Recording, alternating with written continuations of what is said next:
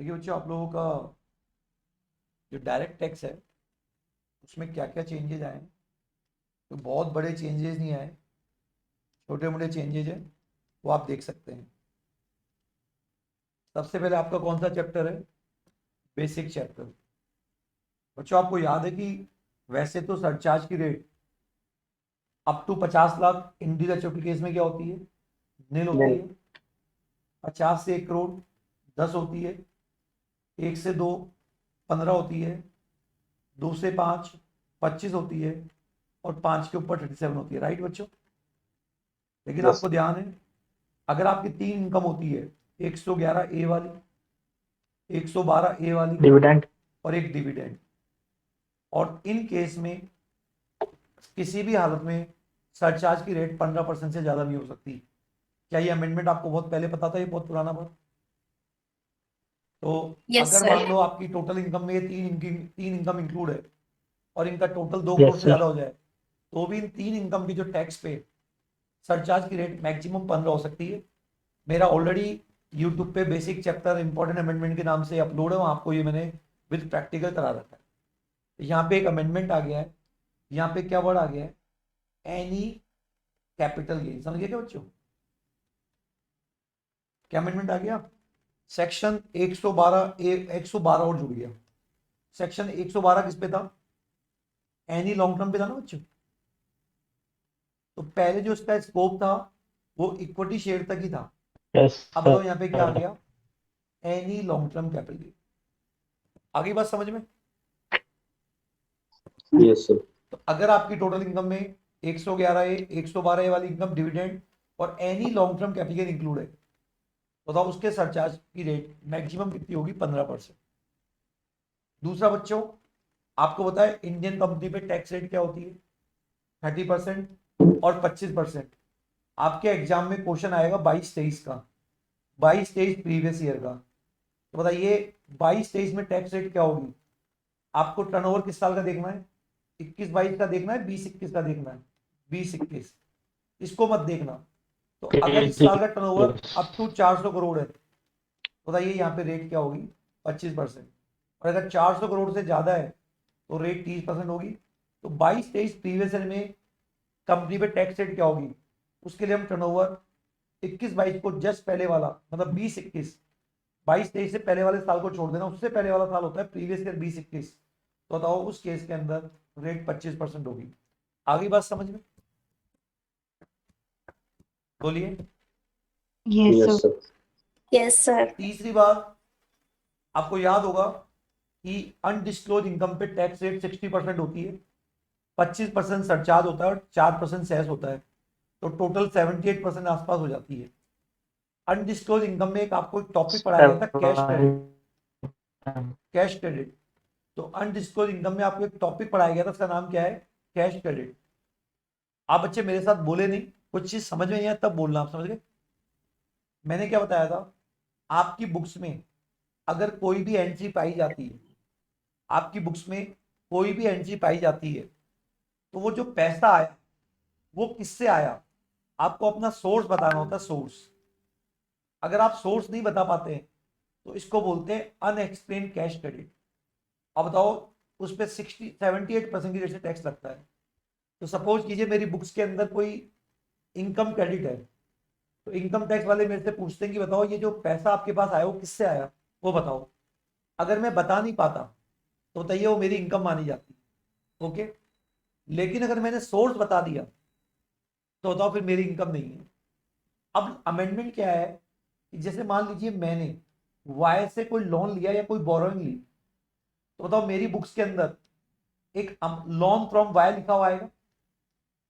तो बताओ मेरी बुक्स के अंदर कोई क्रेडिट पाई गई, लोन फ्रॉम वाई, मैंने क्या एंट्री पास की होगी? Bank account debit to Y, तो वाई मेरे अकाउंट में क्रेडिट हो रखा होगा। अब मेरे से इनकम टैक्स डिपार्टमेंट ने पूछा कि बताओ ये वाई कौन है, बताओ कंफर्म कराओ वाई से लोन लिया क्या? तो मैंने कंफर्म करा दिया, हाँ वाई ने लोन दिया। वाई ने बोल दिया हाँ मैंने दिया, और मैंने बोला मैंने लिया, और वाई ने बोला दिया, तो बात खत्म। तो मैंने मेरा सोर्स बता दिया। अब डिपार्टमेंट वाई से पूछता है कि तेरे पास पैसा कहां से आया, तो वाई अगर बता नहीं पाता तो मेरे जवाब को भी अनसेटिस्फैक्ट्री माना जाएगा। तो अगर आपकी किताबों में कोई कैश क्रेडिट पाई जाती है, जिस आदमी से आपके पास पैसा आया उस आदमी को भी बताना पड़ेगा कि उसके पास सोर्स कहां से आया। अगर वो बात भी बता नहीं पाता तो बताओ मेरा जवाब सेटिस्फैक्ट्री में रहेगा, नॉट सेटिस्फैक्ट्री। नॉट सेटिस्फैक्ट्री तो मेरे पे ऐसी इनकम पे 78% की रेट से टैक्स लगेगा। आगे की बात समझ में? तो कुल यस मिला सर। के सोर्स का सोर्स बताना पड़ेगा। Yes sir. सोर्स का क्या बताना पड़ेगा? सोर्स बताना पड़ेगा। ये बच्चों बेसिक चैप्टर में अमेंडमेंट आएगा। आरएस और एग्रीकल्चर चैप्टर में कोई अमेंडमेंट नहीं है। अब आता है सैलरी चैप्टर। बच्चों आपको ध्यान है, सैलरी चैप्टर में हमने मेडिकल फैसिलिटी के बारे में क्या पढ़ा था? अगर ओन हॉस्पिटल में ट्रीटमेंट होता है तो वो एग्जेम्प्ट होता है, गवर्नमेंट हॉस्पिटल में ट्रीटमेंट होता है तो वो एग्जेम्प्ट होता है, या नोटिफाइड हॉस्पिटल में नोटिफाइड डिजीज का ट्रीटमेंट होता है वो एग्जेम्प्ट होता है। इसके अलावा कोई प्राइवेट क्लिनिक, प्राइवेट डॉक्टर, अगर यहाँ कोई ट्रीटमेंट होता है बताओ वो 100% टैक्सेबल होता है। याद है आप लोगों को? है ना? हाँ अब सर। यहाँ पे क्या है कि अगर कोविड, आपकी कोविड रिपोर्ट पॉजिटिव आई है और उसका पैसा अगर एम्प्लॉयर ने पे कर दिया है आपके और आपके परिवार के लिए, तो बताइए उस पे जो पैसा खर्च हुआ बड़े ही प्राइवेट क्लिनिक में हुआ हो, बताओ वो क्या होगा? एग्जेम्प्ट होगा। बताओ कोविड के दौरान अगर एम्प्लॉयर ने, जैसे मान लीजिए ये एक्स है, ये किसी प्राइवेट क्लिनिक में जाके अपना ट्रीटमेंट करवाता है और उसका एम्प्लॉयर पे कर देता है, तो पहले क्या नियम था? अगर प्राइवेट क्लिनिक या प्राइवेट डॉक्टर के यहाँ ट्रीटमेंट होता है तो टैक्सेबल होता है। लेकिन बताओ प्राइवेट क्लिनिक और डॉक्टर के पास अगर आप गए हो किस चीज का इलाज कराने, कोविड, आपकी रिपोर्ट कोविड पॉजिटिव आई, अगर आप उसका इलाज करवाने जा रहे हैं और जो कंपनी ने खर्च किया भले ही प्राइवेट क्लिनिक को पे किया, बताओ वो क्या होगा? एग्जेम्प्ट होगा। आई होप मेरी बात समझ में आ गई होगी बच्चों। लेकिन ध्यान रखना, कोविड का इलाज कोविड रिपोर्ट आने के 6 महीने में हो जाना चाहिए। कोविड का इलाज कोविड रिपोर्ट आने के 6 मंथ में हो जाना चाहिए। तो बात समझ में आ गई कि बच्चों? तो बताइए कौन कौन सा हाँ एग्जाम है सर। जल्दी से बताओ। ऑन हॉस्पिटल में ट्रीटमेंट एग्जाम है किसी भी बीमारी का, गवर्नमेंट हॉस्पिटल में एग्जाम है किसी भी बीमारी का, नोटिफाइड हॉस्पिटल में नोटिफाइड डिजीज का ट्रीटमेंट एग्जाम होता है। लेकिन अगर आपने प्राइवेट क्लिनिक या डॉक्टर के यहाँ ट्रीटमेंट कराया तो टैक्सेबल होता है। लेकिन अगर आपकी कोविड रिपोर्ट पॉजिटिव आई है आपकी और आपके परिवार की किसी मेंबर की और एम्प्लॉयर ने पैसा पे किया, ठीक है, तो बताओ वो एग्जाम्प्ट होगा। लेकिन एक चीज ध्यान रखना, रिपोर्ट आने के 6 महीने के अंदर ट्रीटमेंट पे पैसा खर्च हो जाना चाहिए और आपने नेसेसरी डॉक्यूमेंट सबमिट कर दिए। आई होप आपको समझ में आ गया होगा बच्चों ये amendment. Yes sir. House property में कोई अमेंडमेंट नहीं है। ये जो आपका बीएनपी चैप्टर है, आपको याद होगा एक सेक्शन 37 था। बीएनपी में दो प्रकार के डिडक्शंस होते हैं, 36 और 37। ये होता है प्रोविजन बेस्ड डिडक्शन और एक होता है जनरल। कोई भी खर्चा जिसके लिए प्रोविजन नहीं बना हुआ, पर्सनल नेचर का नहीं है, कैपिटल नेचर का नहीं है, बिजनेस के लिए वो खर्चा किया है वो अलाउड होता था। और एक एक्सप्लेनेशन था कि वो ऑफेंस नेचर का नहीं होना चाहिए। अगर आपको याद हो, अगर कोई खर्चा जो ऑफेंस नेचर का है या लॉ द्वारा प्रोहिबिटेड है तो बताओ वो आपको अलाउड नहीं होता था। अब सपोज करो मान लो कोई खर्चा ऐसा है जो इंडिया लॉ के हिसाब से तो प्रोहिबिटेड नहीं है, बट मान लो आपने पेमेंट इंडिया के बाहर किया है और वहां के हिसाब से, वहां के लॉ के हिसाब से ऑफेंस है, तो हम बोलते हैं कि कोई खर्चा जो आपने पेमेंट किया है वो लॉ द्वारा प्रोहिबिटेड नहीं होना चाहिए। वो केवल इंडियन लॉ की बात हो रही है या फॉरेन लॉ की भी बात हो रही है? बच्चों दोनों लॉ की बात हो रही है। समझ में आ गई ये बात? तो बच्चों आपने क्या पढ़ा था? कोई भी खर्चा जो किसी लॉ के द्वारा प्रोहिबिटेड है या ऑफेंस है तो बच्चों वो आपको अलाउड नहीं होता। तो यहाँ पे मान लीजिए कोई खर्चा आपने पे किया, वो इंडियन लॉ के हिसाब से ऑफेंस नहीं है, बट मान लो आपने फॉरेन में पे किया था और फॉरेन लॉ के हिसाब से वो ऑफेंस या प्रोहिबिटेड है, तो बताओ वो अलाउड हो जाएगा डिसअलाउड होगा? आंसर है अलाउड नहीं होगा। आगे बात समझे बच्चों? बोलिए। Yes sir. अच्छा मान लो बच्चों, जैसे मान लो एक ये, मान लो रैनबैक्स एक कंपनी है और एक डॉक्टर है, वो डॉक्टर को फ्री सैंपल देता है, फ्री सैंपल मेडिसिन के फ्री सैंपल देता है कि आप हमारे आगे रिकमेंड करो। तो बताइए ये कोई रिश्वत थोड़ी है ना?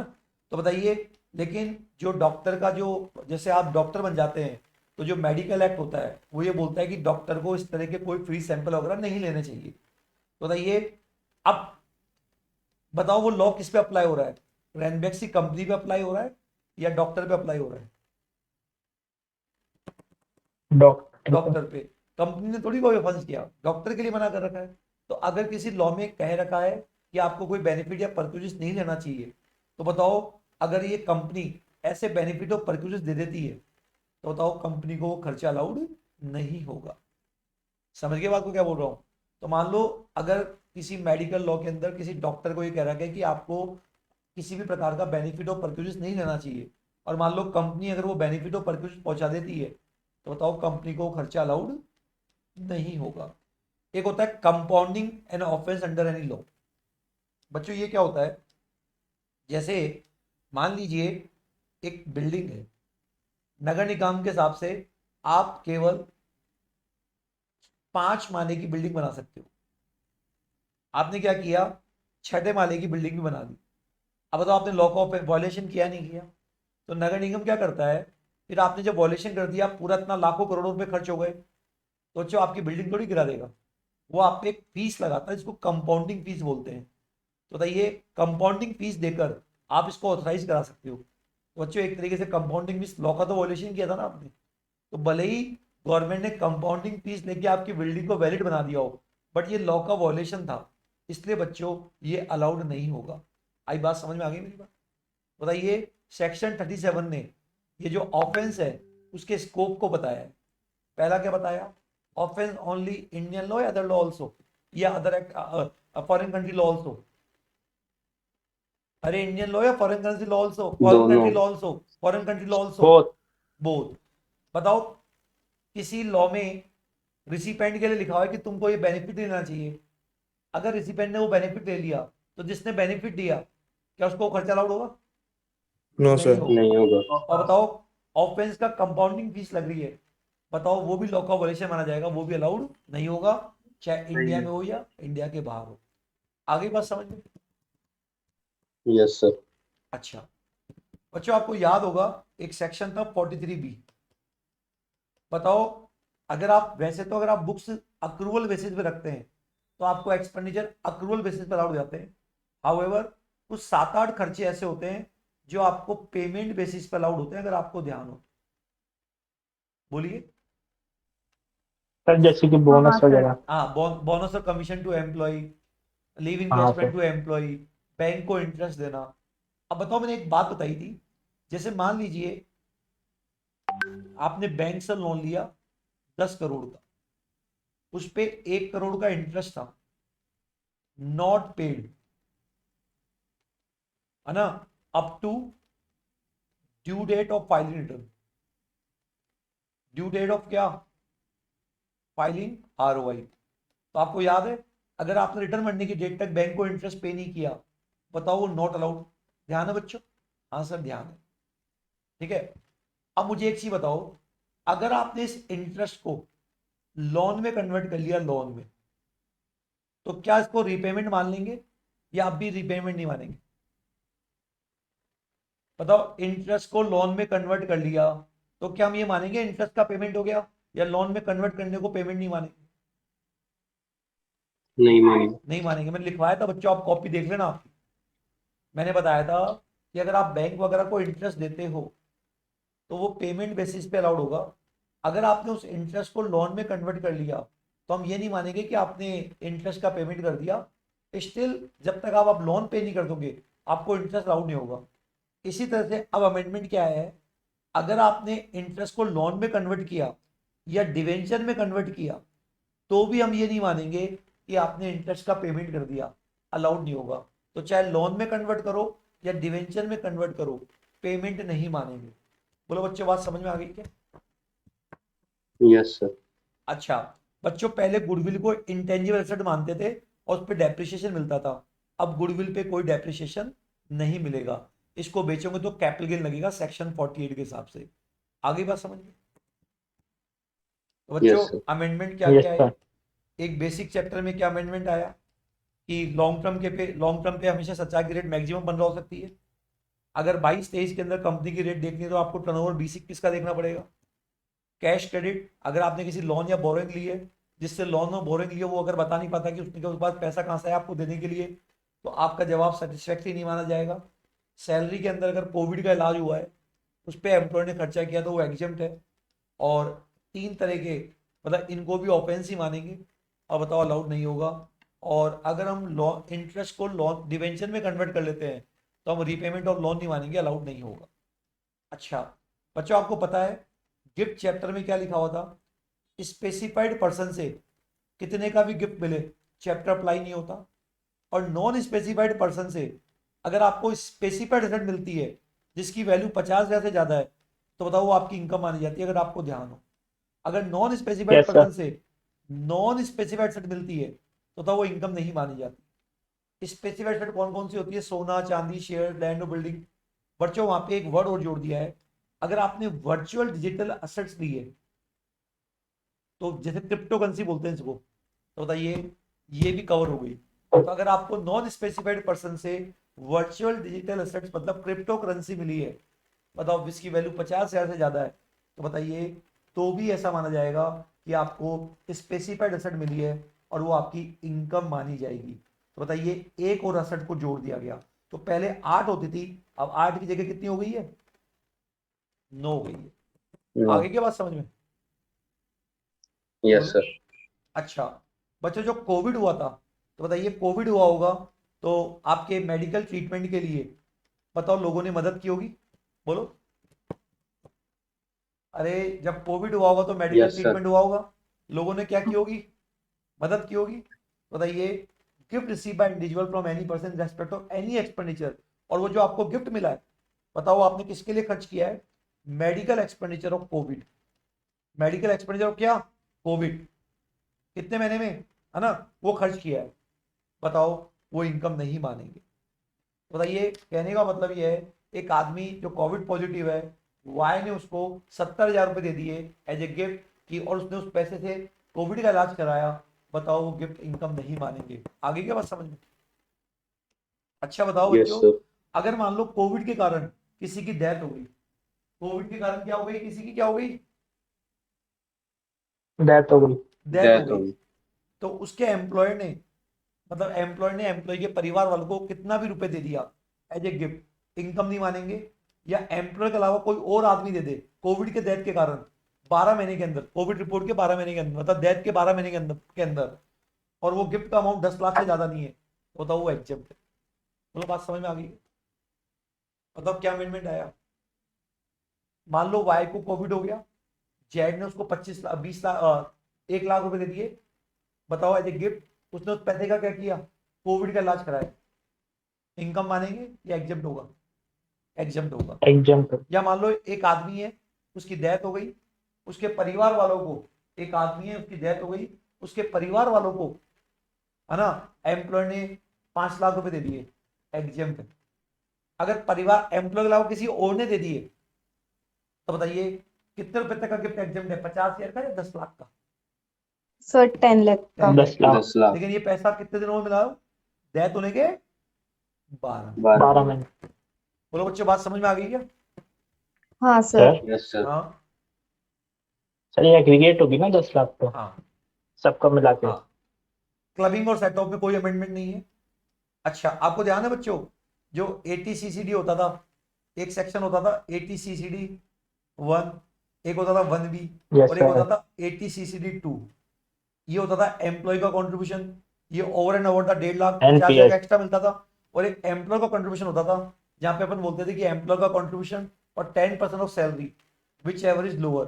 बट गवर्नमेंट एम्प्लॉय के केस में, गवर्नमेंट के केस में बताओ कितना होता था? 14% होता था। तो वहां पे पहले केवल yes Yes, sir. sir. Central government लिखा होता, अब सेंट्रल गवर्नमेंट के साथ क्या आ गया? State State government. government. तो 14% केवल ओनली सेंट्रल गवर्नमेंट का एम्प्लॉय, स्टेट गवर्नमेंट का एम्प्लॉय भी। State Both. गवर्नमेंट के। और एडवांस टैक्स और इंटरेस्ट में कोई अमेंडमेंट नहीं है। फीस के अंदर ये बच्चों अमेंडमेंट है कि आपको अपना आधार पैन से लिंक कराना था 31 मार्च 22 तक। अगर आपने नहीं कराया तो बताइए, अगर आपने 3 महीने का डिले किया, 3 महीने का, तो 500 रुपए की फीस लगेगी। और अगर 31 जून तक भी नहीं कराया तो बताओ 1,000 रुपए की फीस लगेगी। बोलो बात समझ में आ गई क्या बच्चों? तो बताइए आप जो हर आदमी को अपने पैन को आधार से लिंक कराना है कब तक? 31/3/22 तक। अगर आपने नहीं कराया कब तक? 1 अप्रैल 22 से कब तक? 30 जून 22 तक कितने रुपए की फीस लगेगी? 500। 500। अगर आपने 30 जून 22 तक भी नहीं कराया, 1 जुलाई 22 के कराया, तो 1000 रुपए की फीस लगेगी। बोलो बच्चों, मेरी बात समझ में आ गई क्या? Yes sir. यस और सर। अब डीटी में एक अपडेटेड रिटर्न है, इसके आने की बहुत ज्यादा प्रोबेबिलिटी है, पर्टिकुलर सीए वाले बच्चों के लिए। और एक नया सेक्शन आया 194, ये मैं कल आपको बता दूंगा, और फिर आपके डीटी के अमेंडमेंट खत्म हो गए। आगे बात समझे बच्चों? हाँ Yes, सर। sir. बाकी मैंने आपको Yes. मेन क्लास में सब कुछ बता दिया था, बट यही है, 2 अमेंडमेंट है सीए वाले बच्चों के लिए। 99% अपडेटेड रिटर्न जरूर आएगा, और एक नया सेक्शन आया, तो वो आपको कल बता देंगे। आपके डीटी के अमेंडमेंट खत्म हो गए। ओके बच्चों, थैंक यू वेरी मच।